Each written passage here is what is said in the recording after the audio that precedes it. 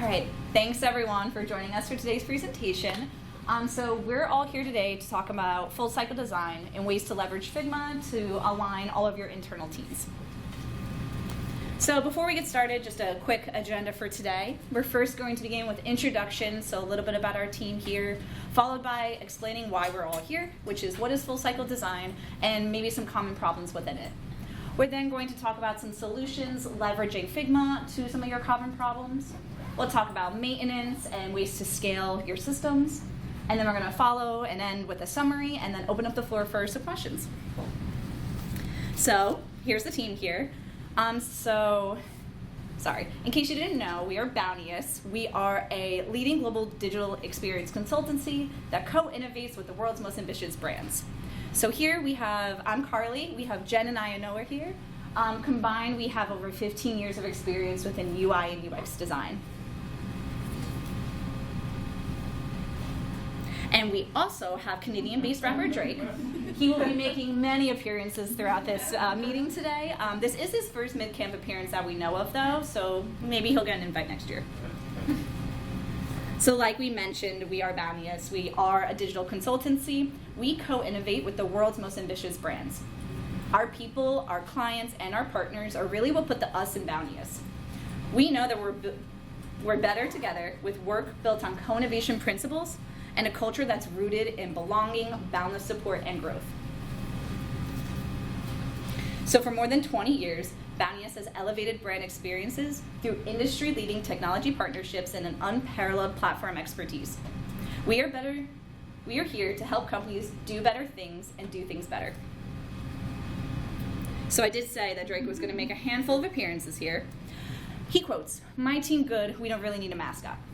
So while Bounteous doesn't actually have a physical mascot, our people and our teams are champions of creating creative solutions that deliver beautiful results. As members of the experience design team, our culture has allowed us to build a team of talented and client-focused problem solvers, design thinkers, and educators. At Bounteous, we design experiences around the motivations, needs, and challenges of the user. We also value the collaboration across disciplines in order to generate innovative ideas. And we thoughtfully apply those new technologies to create experiences that deliver on business goals. So Bounteous is a global partner with a depth of expertise across the digital experience platform. Bounteous has over 10 years of active involvement within the Drupal community. So we are earners of over 300 Drupal contribution credits. Bounteous has over 100 and plus developer certifications, and we serve as an Acquia Global Partner and an Acquia DXP Certified Practice Partner. So I actually want to take a poll in the room here. I want to get a sense of what everyone's roles are within their team or their organization. So please raise your hand if you're a designer. Hey, we got a couple, more than I thought. Is there a product owner here? How many are developers? Hey, that's what we thought. What about on the content side? Are there any content authors in the room? We got one. Are there any representatives on the business side of their team or organization? Very cool. Okay, and are there any rappers? That is one more than I thought. Yeah, wow. We're doing karaoke like tomorrow night. Tomorrow's your night to shine. There we go. So we got one. That was way more than I thought we were going to have. All right, cool. So it's really nice to see, actually, that there's a pretty good mix of teams here today. That's going to be super valuable as we talk about cross-team collaboration. So let's get into it. We're here today to talk about what is full-cycle design and how we can leverage Figma tools in order to basically create a more seamless work stream between design, developers, content author, product owners, and business stakeholders. So we've been talking about full cycle design, but what does that actually mean? So a full cycle design is a process to help properly create, document, and launch a system of scalable components and page templates. The goal of following an approach like this is that it helps ensure that your library of assets will align with business goals, the potential limitations of Drupal, the needs of the user, and is accessible across all of your internal teams. So this is just a quick visualization of how full cycle design can work. So when you're in this cycle, we first begin with the design system build. In this portion is where UI and UX teams begin to collaborate closely in order to translate business goals and objectives into a really cool set of components. The next phase is the execution phase. This is where we begin to take that wonderful library of components and begin to translate them into full page comps in order to facilitate stakeholder feedback and gather those approvals. After all your parties approve of your wonderful page designs, we then move into the delivery phase. This is where we ensure all of your documentation, rules, and requirements are all captured so that page designs can be handed off to product owners to eventually translate our files into tickets for developers. Once all of our beautiful pages have gone through all parties and are published and live, we then circle right back to the beginning of the process during our maintenance and as we begin to improve and build upon our library. So as Drake puts it, as of late, a lot of stuff's been going sideways.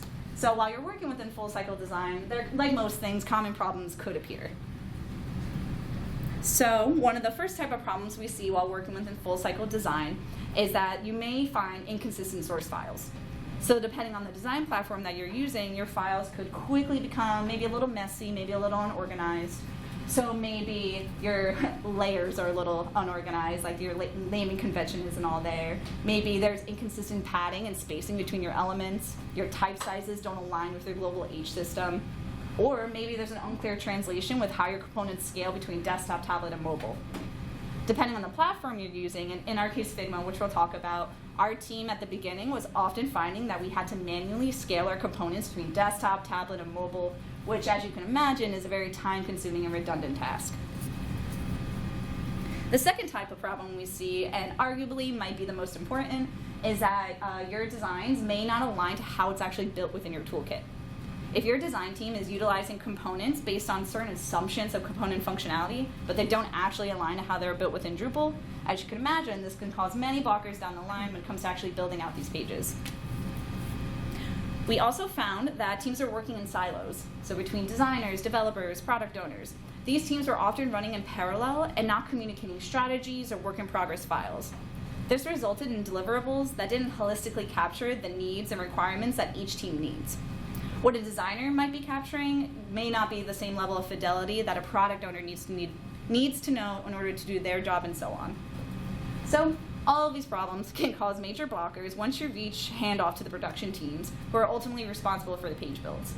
If other teams aren't cleared on what's required and don't understand how they need to be built, how is everyone in each team supposed to understand? So, as Drake puts it, our solution is dubbed last name ever, first name greatest. It proved to be a need for a workflow and a need of digital assets to act and function as they do within Drupal. Components and pages that are truly one-to-one within your toolkit, truly responsive, and contain all the necessary annotations and level of detail. So our solution was to build a design system and establish a workflow that can serve as that single source of truth for your entire team that's reflective of the capabilities and limitations of Drupal. By doing so, you'll speed up the full cycle design process, as we mentioned, and overall collaboration between teams.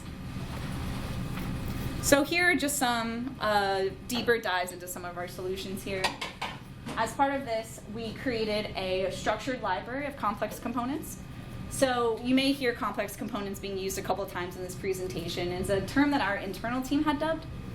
So a complex component is typically what's built in Figma, or in our case, and it's built so that it's responsive across all your breakpoints, it's flexible across your content length, it's scalable so that it's easier to build upon during your maintenance phase, and then it's built with all the foundational elements that allow for quicker page builds.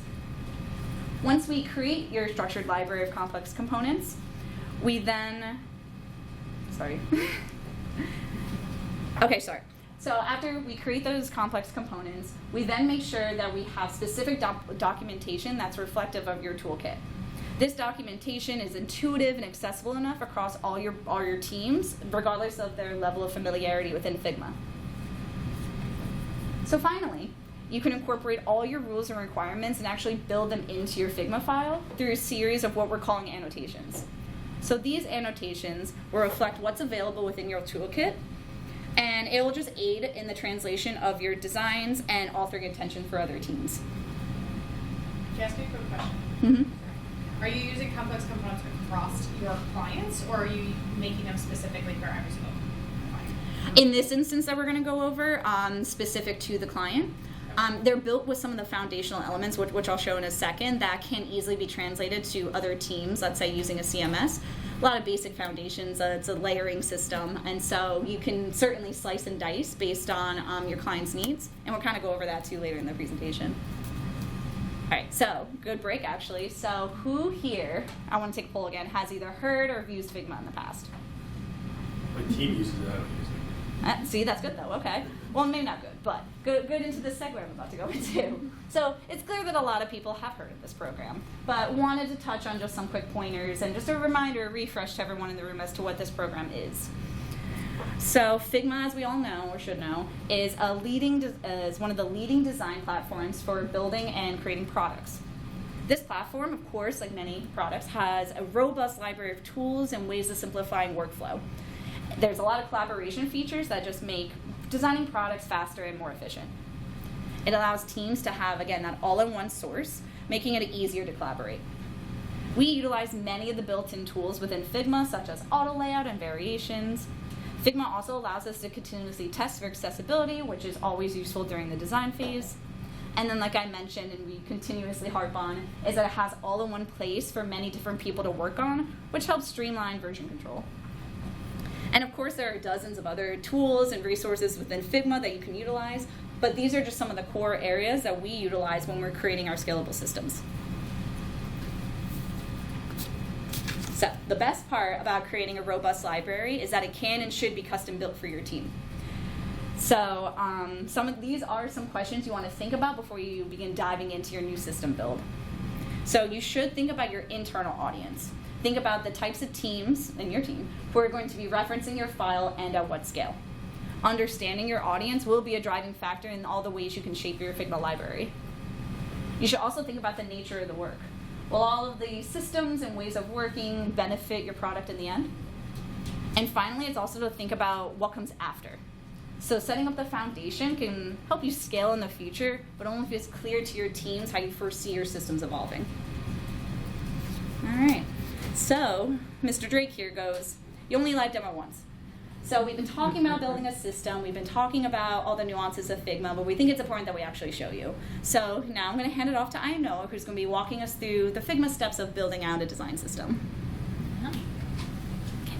Thank you, Carmen. I feel like I get back online. Yeah. Okay, well, thank you.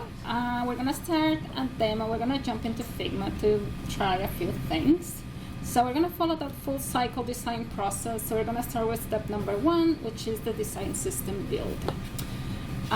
Inside of that, in that step, we're going to have several teams working together. So we have the design team, development, products, etc., depending on your team and your product.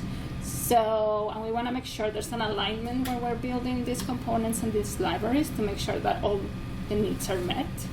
So let's go through all the tools and properties, well, some of the tools and properties that Figma gives you when you're building those components. So we have a sample here. We have a component, it's a card, it's very simple. So if you select it and you go to the Design tab, you can see all the properties that are applied to that component. So let's go through some of them. So the text property indicates which text can be edited. It allows edits within the property panel. So you can see here to the side, I don't know if it's easy to see, but you can see that title area and that body area. So that way the user understands what they can change and what they can edit, and they can do so on this side as well. So if you update text, that will reflect in that component. So the user doesn't have to go into layers or start clicking around. You can just pick all the options from that panel and also update your content in there as well.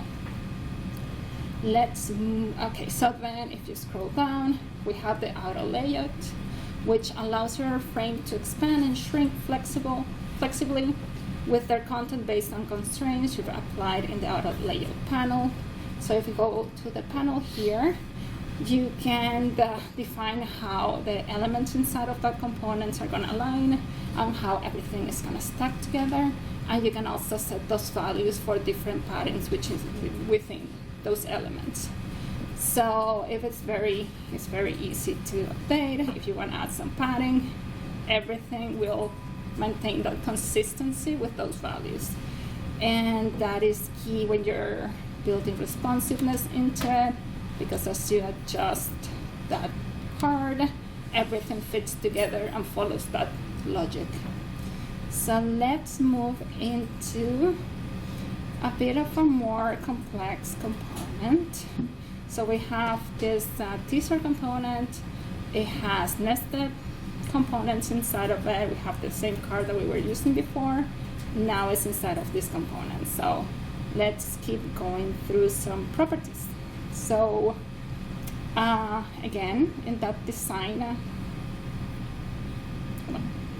on the design tab, we can see the Boolean property, which is a property that helps you setting true and false values. So allows the user to toggle an attribute on and off. So for example, this area at the top with the section title and that little description is something that we want to make sure the user understands that is optional, so you can turn it on and off.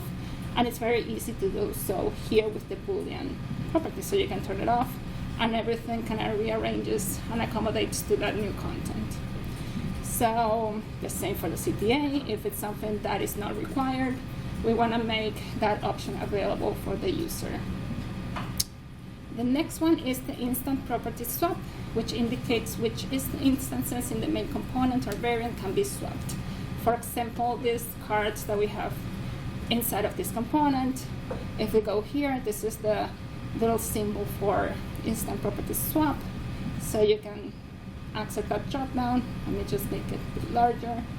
And you have these 4 cards that you can choose from. So if you select that one, everything rearranges to that new layout. And you can select which options you want to give the user. So you can select if you have 10 cards and you only want for this component to be able to have 3 options, then you can just select which ones you want to make available in it. And then we're going to move into variant property, which is different versions of a component that share the same base properties but have different values for one or more properties. So for example, here we can group those properties as well. So we have the number of cards, and inside of that option we have this variant. So we can go from 3 to 6 cards, and the same for the type of device. You can go from desktop, tablet, mobile. So it's an easy way to access different type of content and like adjust things. So you'll see how when we build a page, how this is very useful to translate designs from to different breakpoints. The last one that we're going to take a look at is the nested component property. So on the design tab, we can see all the properties that apply to the component overall. And if you scroll down, we are able to also pick which properties from the nested components, for example, that card, we want to show in there as well. So the user, they don't have to click and go into like deeper levels of the component. You can see all the options here. So for example, for card 1, you can hide the image if it's something that you want to give the user the power to do. You can update their copy, everything from that main component panel. So yeah, so let's move down and see what Drake is saying. So auto layout is too hard. How did we design with before auto layout? So I think that when we're looking at these properties and how we build these components, everything is a bit daunting, and it's like there's a lot that you need to do to make them work. But once you apply this library of components, it's something that your team, it becomes indispensable for the team, and it's such a time-saving tool, and it aligns everyone that needs to be touching that project. So yeah, so let's keep going. Sorry. Yes, so we have a little sample library. It's not complete, it's just something that we want to put some of the elements that you're going to be able to see in a library. So we have styles and atomic elements here on the side. So we can have buttons, we can have iconography, we have different CTAs, and then we have all our styles. So if you click outside, if you're not selecting anything, you can access those styles and those colors as well on the side and adjust those settings. So it's very easy to update all the styles that you're gonna use through all your components. So those are the smallest elements in the library. And as you move here, you have some foundational components, for example, the card that we were looking at. And we have several options for it. We have different alignments. We have photography with iconography as well. So we have all the options for those type of cards. And then we move into components that are a bit more complex and that have different options that you can pick from. So this is the one that we were using before. And let's just zoom out. And you would have more. So here we just have that one. We have the main navigation. We have the hero banner. So it's something that you start building your library to the components that you're gonna need. And yeah, and for here's a great way to see what the variants came from. So this is a component set, and all of these different options are the variants that we were selecting before. So we have the number of cards, and we have the different devices, and we have the annotations that we include with every component, and this is something that we'll touch on a bit later. So, and the same here, we just dropped everything all together. We organize all these components into files, which is something that we're also gonna discuss, like Jen is gonna go through that later. If any change in Figma is very quick and easy to do. If you have a card and you wanna maybe increase the padding, that will translate through all the components that uses that that card, and then all the users, when you open the file, you will get a notification telling you what the changes are, and you can accept that. So it's a very good tool to understand if anything is updated. So there's a lot of clarity and alignment between the teams, which is what we're trying to do building this library. Yeah, so let's move on into what the benefits are for different users. So what are the benefits for designers or content authors? There's a clear understanding of all the options that you have for each component, so you understand what you can do with it. And it's an easy, there's one place where you have to go just to update your content. So it's very easy to just go through it as a form and just complete everything that you need to make sure that it fits your content. It allows to keep that aligned with everything that is done in Drupal as well. So there's no surprises when you're gonna send that to development. There's also, that is very easy and quick to update. If there's anything that needs to change, everything is connected and it's just one button and everything is updated for everyone.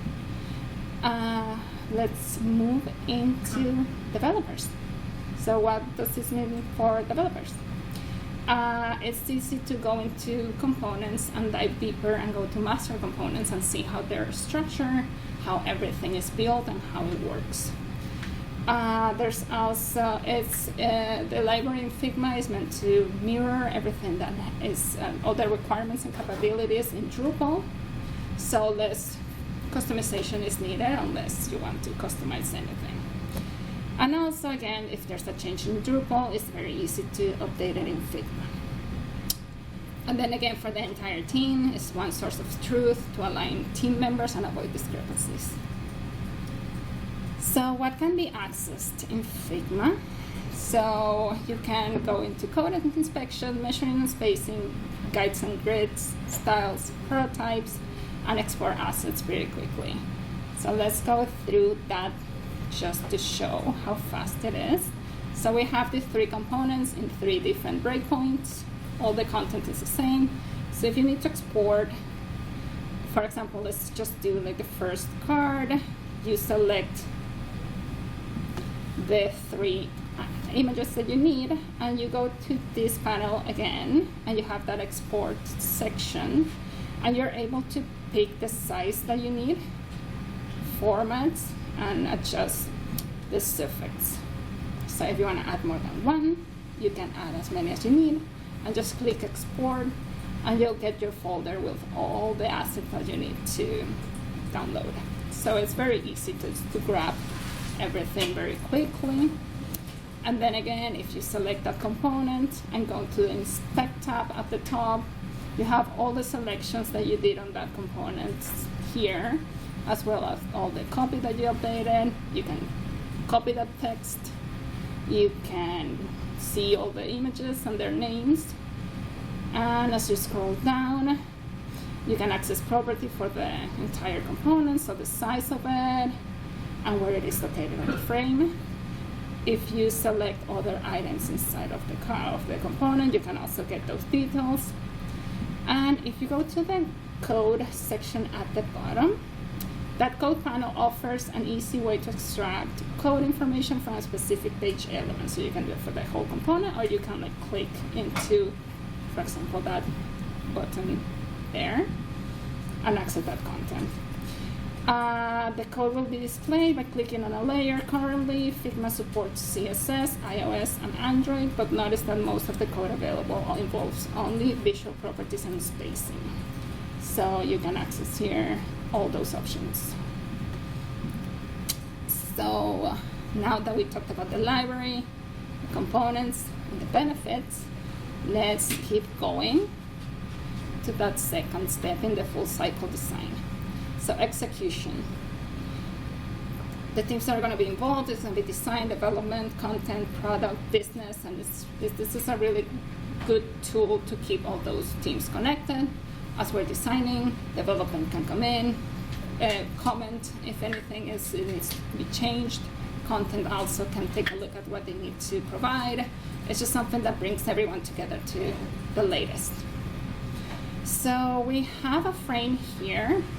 Oh, well, before that, we like to include this section at the top of the work that we're doing, just to keep that clarity, because we have all those teams. We want to make sure that all the information is clear around the page that we're building. So, for example, we have the name of the page, we have some description below, we have some important links. If you have your project brief and you want to include it there, it's just a place for easy access to anything that you would need. And we have the status bar at the top, which is great to really, for any team to jump in and just understand what it is in the process.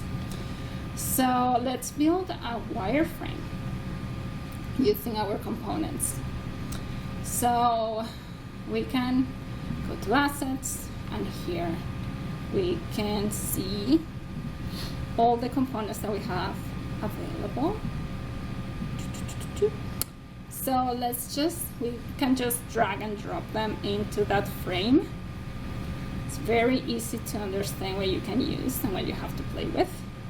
So you just drag and drop them. We have a frame that is gonna adjust to the length of all the components as they stack.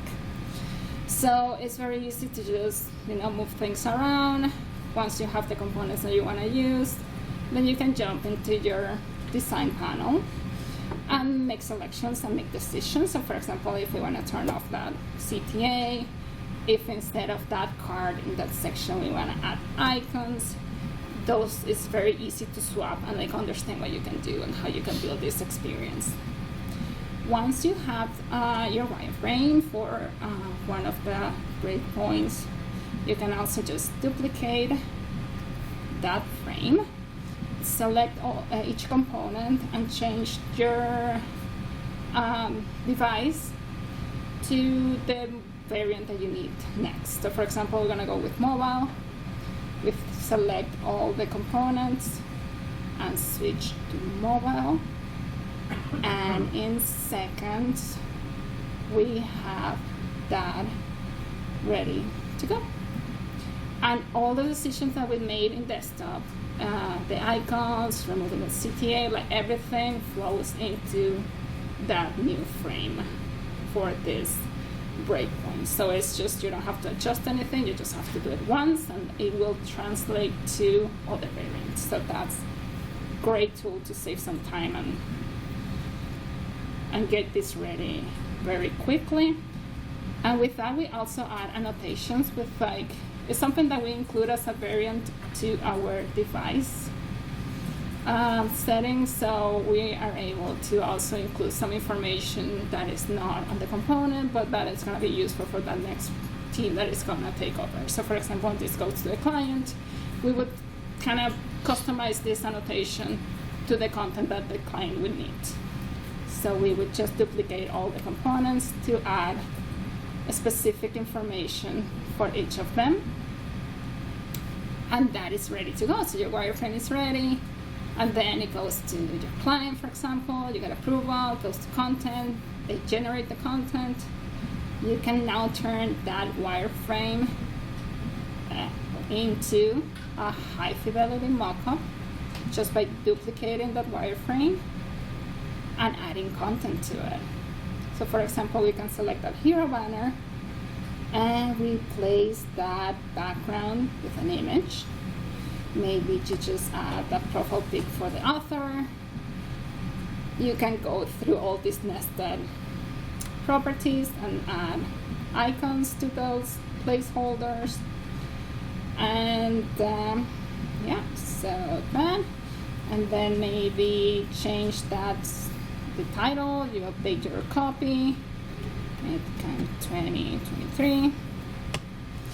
And yeah, so you're happy with it, all your content is updated. You can just, again, duplicate the frame, select all your components, change that to mobile, and all that content that you updated and all those selections are gonna cascade into this new layout.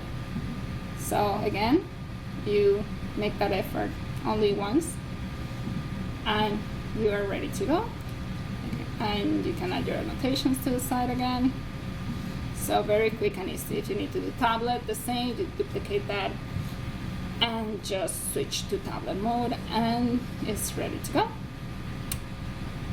So yeah, so let's see here. So we're gonna go into the last step of the cycle, which is delivery. So again, we have a few teams in there. We changed that status to ready for development as we have our 3 breakpoints.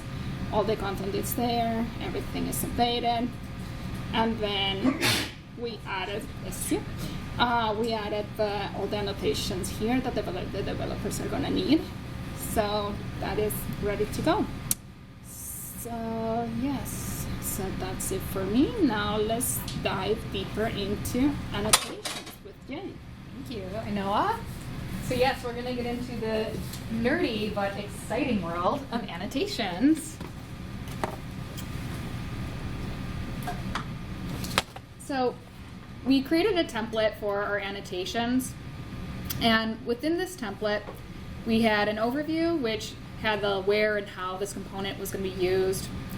We included our authorable fields with details that are required versus optional, along with our behavior and display. And then last, we also had our experience-related accessibility behavior as well. And by having this template, it really helped ensure that we had the right level of detail and structure across all of our components. So we're not, having some details in one component but missing them in another. So this isn't part of Figma. This is something that was created as a template for? This is in Figma, yeah. Okay, So this is actually applying the same principles that I know I just went through in terms of creating components.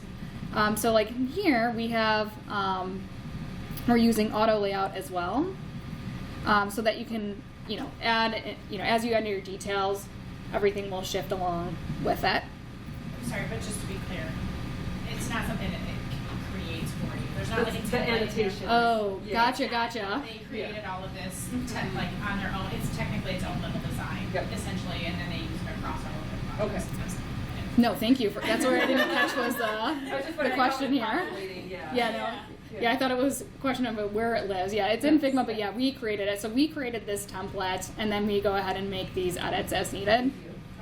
Thank you for that clarification. Can you say which is coming first? Are you writing up the sort of list of content requirements and then the designer's working from there, or does it look like it was going the other way where you're adding in the annotations after the design? Yeah, so we usually go through design, and actually I'll make sure to repeat the question in terms of when, the question was when we incorporate these annotations as it relates to the design cycle. So we'll go through, we'll create components, and we'll start to annotate. I mean, usually in the wireframe phase, we are starting to think through those interactions, because we usually in our agile process, you know, start to have discussions with all collaborators, right? Designers don't just work in a silo on our own. So we'll work with all contributors as we are building these components, and we'll start to outline some of those details. But you know, as we move further along in the design cycle, usually there's more and more detail that we start to layer and add into it. Really good question. So in this instance here, you know, I know I was showing, right, we had our like wires and then our annotations as well as the comps and our annotations as well, side by side in presentations. So for example, we were redesigning a navigation, and as you can imagine, we went through lots of rounds of reviews with various stakeholders, right? We had business, product, developers, content authors, everybody, you know, critical part of the site. We wanted to make sure that everyone was on board with our design solution. So given that, you know, we found that we were having to frequently modify our annotations for that specific audience, which is inefficient. So we built this template in mind to have all the details that anyone from our audience needs in this template. So let's say, for example, that you know, we're presenting to our stakeholders. Well, they really only want the overview. What's the overall goal of this component? They don't need all the nitty-gritty details. But for content authors, you know, we would include our authourable fields and some of the details around best practice for usage of those components. And then for developers and our product teams, we would include all of the details, including accessibility. So it was really great in terms of streamlining to make sure that we were consistent with our annotations, and it was very quick on the go to just modify for our audience. And one of the things that I really like to, we kind of talked about in our, you know, that we just chatted about with that question, I liked, as a UX designer, right, I'm largely responsible for making sure we capture all of that behavior and the interactions with this component. And having that template made me think through all of the details that I needed to include. So it helped me make sure that, you know, they were comprehensive details to it. And then, yeah, and during those agile ceremonies, I really encouraged cross-collaboration and make sure we weren't missing any details, or maybe there was a detail that was confusing. So we were catching those things a little bit earlier in the process and not just waiting till the end with, you know, handoff to dev. So let's say your team has worked endlessly to get this beautiful component library, and now it's time to maintain it. So how do you maintain it? And how do you communicate continuous updates to your internal and external teams? So let's take, for example, that component that I know I just built. The page is now approved, and there's one new component that we're going to add to our library that's coming out of it. So we're going to walk through like a typical process of what that workflow is like once that design's approved. So first we'll go in here and we'll update this to be ready for dev. Similar to that strip that you saw above her design file, we're also having it here in this cover to also indicate to everyone that this is approved and ready for development. Next, we'll go in here and we'll copy that new component, and then we'll come in here to paste in that new component. So I'll take a step back here to note that, so this is a Figma team. This is the term that Figma uses that we're using for our project. And we divided that into two different Figma projects, one for the component library and one for our working files. So within the component library, because we had 60 components, and that's a large amount to maintain, we actually divided our components into the way they functioned. So you can see here we broke it up by like general, interactive, global, heroes, etc. And then we used a cover that was a visual indicator of what contents were inside of this file. So in this instance, we had all of the components that were in this file, so you can have at a glance what's in there and not have to, you know, go in it to see and come back out. So that new component that I know I just built is a card, so we'll go in there. And we'll add it to our library. Oops, but one second. But first though, I will create a new branch. So we'll call this, let's say, Sprint 20, and we'll be extra helpful and note that it's going live 5:30. And the reason that we're creating a branch here is so that we can have a clear distinction between what components are in production versus what's in development. So as you see here, going back to our component library here, on the thumbnail of the cards, you can see that there is a branch. There's this little thumbnail, and you can pick if you want to go into the main branch or into our new branch. So we really like how it's a very clear indicator as you're looking through all of your components. Oh, that's great to know here. There's a branch that's part of the cards. That means there's something that's in development. So we'll go into this new branch. And now we'll paste our new component.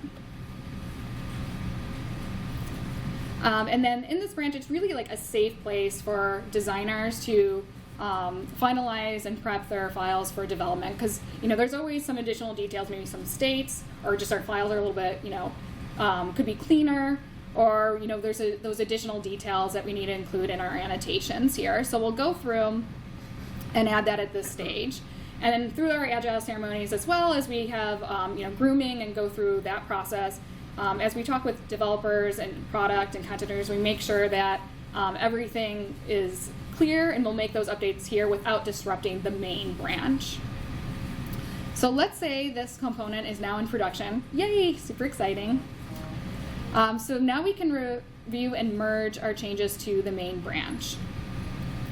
And one thing that you can do here is actually add reviewers to the process. So before you merge it, you can have people go through and make sure that these are in fact the changes you want to make before adding them or merging them into your main branch. And you can see here that there's even Figma tells you what things have been changed here. But we're happy with it, so we're going to go ahead and merge it. So with all of that,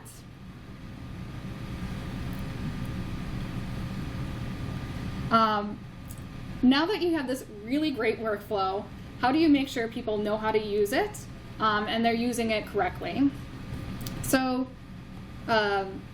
imagine here that you have, your build of your pages or your new component. How do those flow into the component library? And then how does it go into delivery? And then finally, how do you, move those in to make sure it's in parity with Figma? So after that process going through that we just walked through, as things are changing in development, which they sometimes do, we'll go back through and make those updates into Figma as well.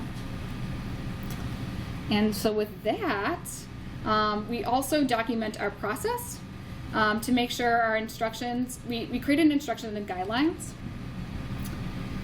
so that everyone knows how to use this new process. We have in here instructions, and this is in Figma as well, how you actually turn on your libraries, how you can swap instances and browse your components, and how you can maintain your library and make edits. And so with that, I'll now hand it off to Carly.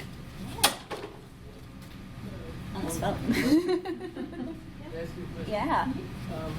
After you merge, is it possible to automatically roll back to a good state? That's a good question. I know you can view them, and then version history within Pages you can. I'm pretty sure you can roll back to. I'd have to look into that, but you can see the previous versions. So there's built-in version control. Yeah. Yes. So yeah, even in the Pages, like I was showing, like our design files were in Pages too. You can see version history as well, and you can definitely roll back on that as well, which is definitely come in handy at some point. Cool. Yeah, good question. Yeah. All right. So thanks, Jen. Thanks, Inoa, for those demonstrations. So after this whole presentation, you might still be asking yourself, is this whole system still a good fit for my team? Is all this upfront investment worth it at the end? And it's definitely a fair question. So we feel that this approach could be good for you and your teams. Truthfully, if you have a really large team structure, a large or even like a complex component library, or if there are cross-discipline contributors all referencing your design systems. This approach also works well when dealing with the maintenance and handoff phases. It allows you just to be able to quickly iterate on your systems and for more quicker page builds. And then really the most important we feel is that you have the time and budget to support it. So you did see that there is a lot of different ways that you can build out your systems. You see that it might seem like a daunting task because of all the steps involved. And so, while it might seem like a lot of steps, it's really intuitive and really valuable at the end, and it can remain valuable as long as you have the proper team and the time and budget to help support the ongoing efforts of your Figma files. All right. So I jumped ahead, I ruined the joke, but I'll stay on this slide.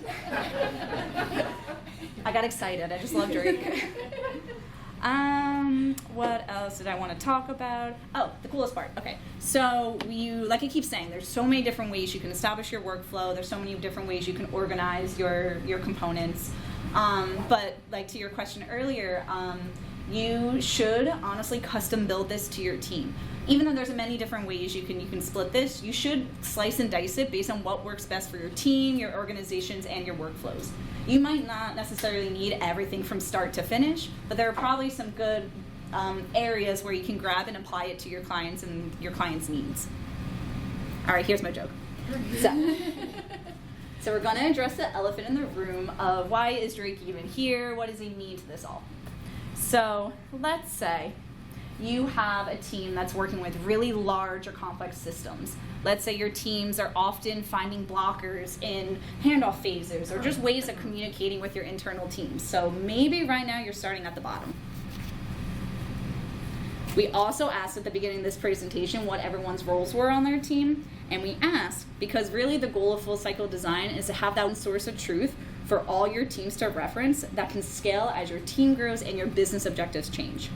So now that you're at the top, stakeholders, developers, product owners, we all now are able to understand how this process can improve not only our individual day-to-day, but again, our cross-collaboration across teams. So if you forgot everything we said in this presentation, don't worry. We have a slew of resources here for you. So we have very specific resources as far as like some of the nuances of building within Figma, from creating atomic components all the way to the best ways of utilizing variants. And then we also have some bigger picture references as well, like designing systems for Drupal specifically. And they're all in the PowerPoint that you guys can reference later. We thank you so much for coming to our presentation. We'll open up the floor for some Q&A, but again, thanks so much. And you can be nice in the feedback, but we'll take questions. I'll go with you. Hey, so I'm assuming using Figma in this way is a relatively new process for your organization. I was curious what kind of impact it had on project time budgets. So the question is, because Figma is relatively a newer program, how that's affected our time and budgets utilizing the system. Right, to do it this way. Yes. Yeah. So funny enough, I think I'm going to bring up the instance that the client came from. Yeah. So the way this whole kind of system started was we kind of worked backwards. We were working with a client who had this like very complex library. The translation between what was in our library versus how it was built, there was a large disconnect. And so we were finding that our timelines were much longer, which the client wasn't too happy with. They want pages updated, yesterday. And so we implemented this process, and through that, it ended up cutting some of our scopes and the times that we would say we would turn things around immensely. So I don't have an exact like days and hours and things like that, but it not only increased or decreased like the days it took, but it also decreased like the size of the tickets that we're also going through too. Mm-hmm. We noticed that if we were promoting or showing something in Figma and it didn't align to how it was built within their CMS, there was a lot of back and forth, and then we were sizing tickets too high because it wasn't clear that it needed to be like a lower size ticket because we were just referencing what was already built within the component library. I hope that helped answer your question. And I was just going to add to it, because on this, for this project with this client, there was a lot of execution in terms of pages here. So we had a team that was focused on just the design system and another team that was focused on page execution. given the number, again, we're talking about scaling out the number of pages that we had to keep producing, this is where we really saw the efficiencies. And kind of goes back to what Carly was saying too. You have to really think about the scale of your team's needs and your design system that you're going to be maintaining to like make the call of, is this upfront time worth it to see all the benefits that you get during execution? Yeah, and I feel like one last point, like I feel there was a bit of a rotation of like people like coming into the team as it grew. We got new designers and it was very time saving when it came to onboarding. So it's something that you don't really have to go through like a lot of documentation and details, just everything is so intuitive that it cut the time of onboarding like massively. Yeah. So that too. Does that answer your question? Okay, cool. Yes. So just to be clear, when you're doing your designs, are you doing everything before you hand it off to dev, or are you actually doing true agile where you're designing in every sprint? It's a good question. We would go through our full design of whatever the component or page is, and then we would actually hand it off to development. So it's not like we would be making small changes, but it was still a sprint structure. So, working in the development, in their case it was actually 4-week sprints, but working within their cadence. Okay. And you were designing in those sprints, during those sprints? We were handing off in those sprints. So yeah, our actually You had designs. already done it already. You're right, exactly. Our design cycle was not exactly the same sprints that they had. Okay, understood. Mhm. Yes. Do you have alternatives you'd recommend for like smaller teams? Alternatives to Figma?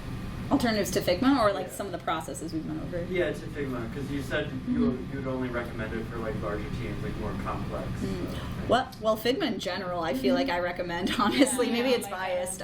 The program is just super intuitive. There's a lot of, like I said, built-in tools that make things just working so much faster. I mean, I've worked with Sketch, I've worked with Adobe XD, I think. Yeah. And they're very similar. They're translatable, but really I think Figma is a really robust tool. So I don't think it matters necessarily how big your team is. I think anyone can benefit from the program. Just more so like some of these like workflows and the time it takes to like build out a complex component. And like branch concept, the other yes, ones don't have yeah. that. Yeah, there's Yeah. certain features that Figma has that the others don't. But I mean, there's still some things you could carry over. Like that is the good thing about this. Like you don't have to take everything that we just recommended. You can pull in some things. So like even how you label things with status, could be helpful. Because that was one of the things we even found helpful. Because we had those two separate teams. Like for the production team, for example, if they were going to the component library, because they weren't in the weeds, like the design system team was, knowing when components were going live, knowing, oh, this is going to be enhanced, a new one's going to be available at this time. It was nice for them to very easily go in there and like know, okay, this is the status of this. I can expect this while I'm building my page design without like cross-referencing with Jira and that type of thing. Yes. I'm not sure if your annotation said this, but is that where you're documenting interactions also? So CSS transitions, things like that? Yeah, I mean, anything that's really experience related, we would handle there. Just piggybacking. Oh, I'm sorry. Yeah. Yeah. But even